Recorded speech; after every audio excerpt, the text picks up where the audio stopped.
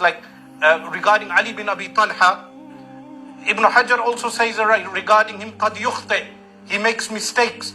And this Fathul Bari quote that you presented is nothing. This is the deception. Even your dossiers that I printed out, you have so much deception in your dossiers because you highlight one part, you do not give the full quotation in your presentations. Whenever you're presenting things in the past debates, you are not giving complete quotes. Your followers are not knowing that you're misquoting. This is the misquote.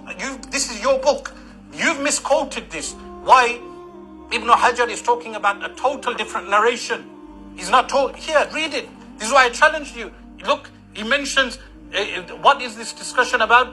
It's totally different, but to what we were discussing. It's not about the sanad. No, you know what he says? Look, this is what Ibn-Hajar says. This is why you're lying. Look, he says, ثم أخرج من طريق علي بن أبي طلحة عن ابن عباس بسند صحيح. What is he saying?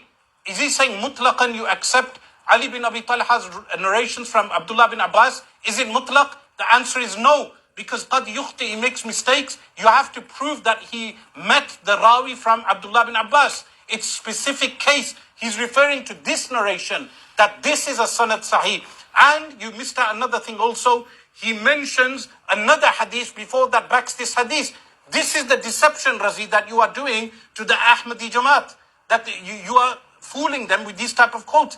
Most of them will not read these quotes, but you are deceiving them. The students of knowledge here will be able to back what I am saying, that you are not giving the full quotes.